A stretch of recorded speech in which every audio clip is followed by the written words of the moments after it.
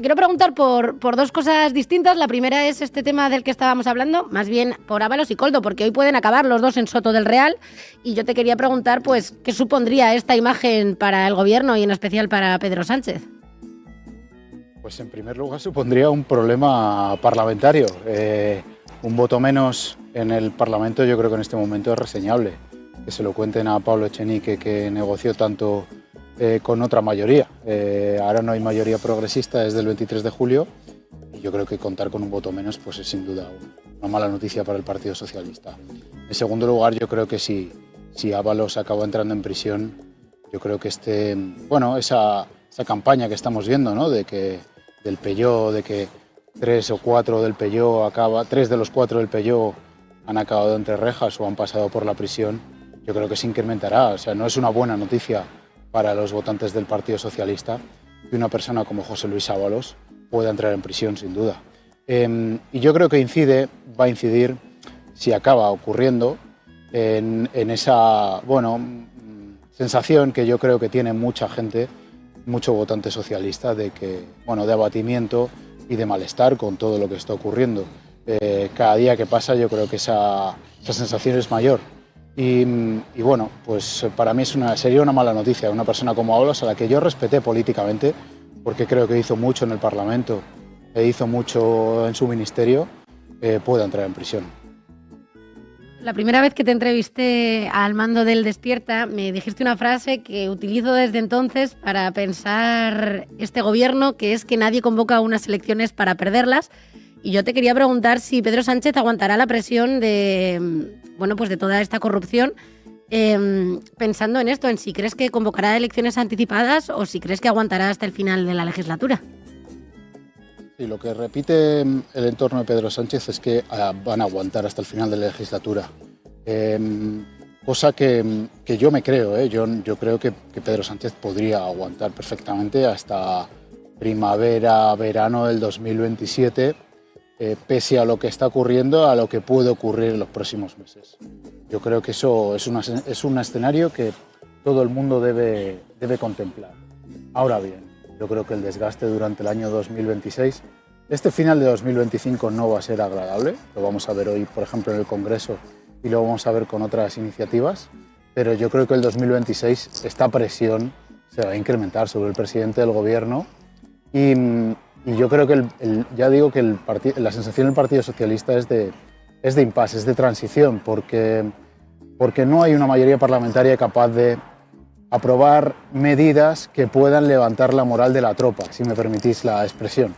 El Parlamento está semiparado, fíjate que los diputados, ya los jueves, hoy va a haber un poco más de actividad parlamentaria, pero los jueves son prácticamente inhábiles en el Parlamento porque no se llevan iniciativas, porque no se votan leyes, porque no hay debates trascendentales, es decir, la mayoría progresista es historia y eso lo nota el Partido Socialista.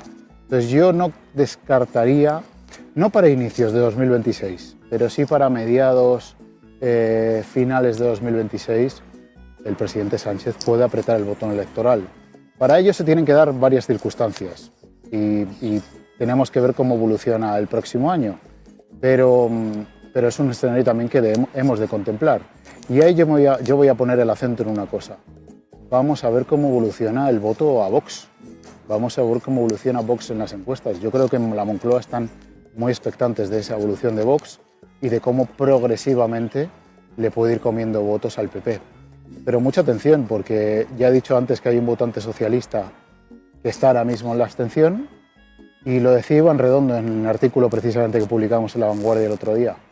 Hay una pequeña parte del votante socialista, que Iván Redondo fija en el 4% en este momento, que podría estar, de votante socialista, que podría estar pasando en este momento al PP.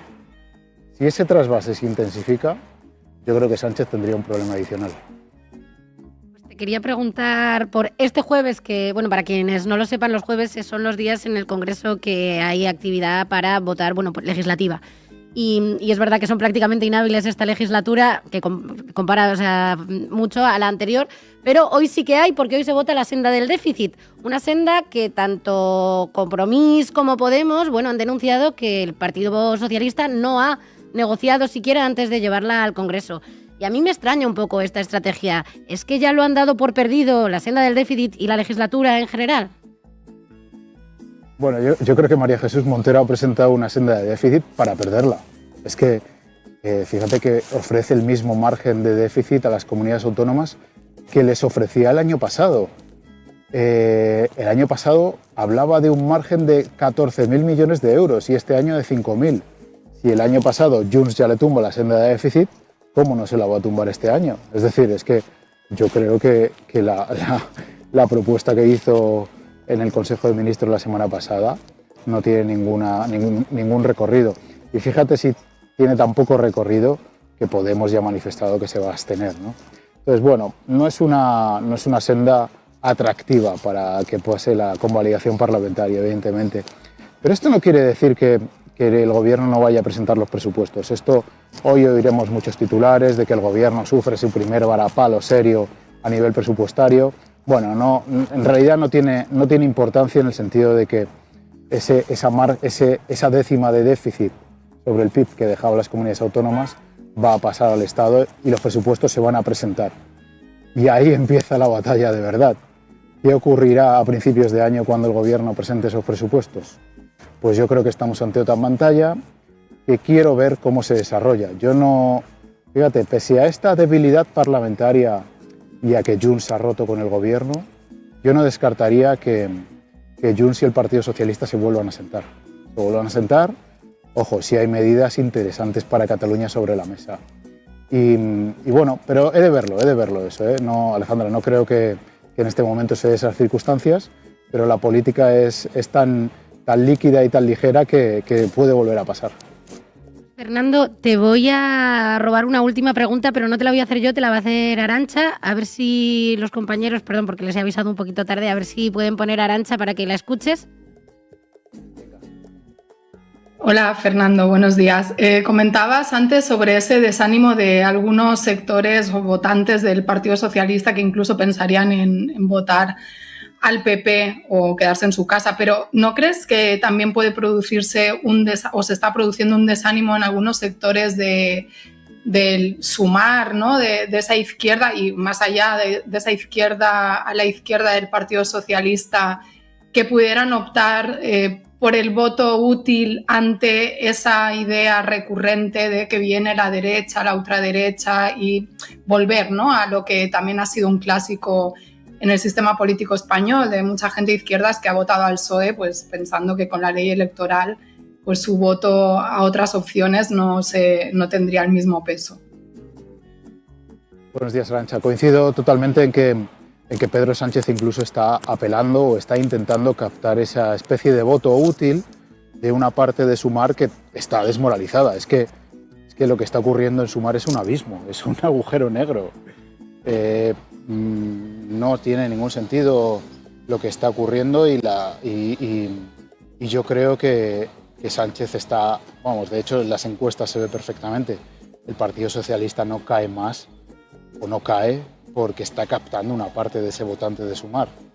Y ya te digo que creo que Sánchez está jugando a eso, ¿no? A apelar a ese voto que quizá de votante de Sumar, que quizá no vote por iniciativa propia al Partido Socialista, pero que ante esta situación acuda a las urnas y, si me permite la expresión también, con la nariz tapada, coja la papeleta del PSOE. Y otra clave importante, ¿por qué Sánchez creo que en este momento no está en condiciones de apretar el botón electoral y convocar elecciones? En mi opinión, pues yo creo que porque lo que ocurre en Sumar es ese agujero negro que yo digo. Esa es una clave importante. Me lo contaba también una persona que hace sondeos para el Partido Socialista hace unos días. Sí, Pedro, en este momento no hay ningún sondeo, ninguna encuesta que no refleje una mayoría PP-Vox. Mayor o menor, todos los sondeos apuntan a una mayoría PP-Vox. Y eso es por un motivo. Eso es porque no hay una mayoría o porque no hay una masa a la izquierda del PSOE que acumule millones de votos. Si esa masa a la izquierda del PSOE comienza a acumular votos y llega a acumular 3 millones de votos, la partida en la pantalla es otra. Pero claro, eso es muy difícil, eso es muy complicado. Ahora bien, yo siempre, y lo he dicho más de una vez, tanto en este programa como con Laura, yo creo que Quiero ver quién es el candidato de Sumar a las próximas generales. Quiero verlo porque yo creo que se están produciendo movimientos muy interesantes en este momento y no descartaría alguna opción que todavía no hay sobre la mesa. Y yo creo que eso es una decisión que se va a tomar en las próximas semanas, en los próximos meses, y que puede cambiar todo también. Yo creo que no lo saben ni ellos, Fernando, todavía quién se va a presentar por Sumar en las próximas elecciones. Pues muchas gracias, Fernando, por estar con nosotras esta mañana. Gracias a vosotras. Un abrazo.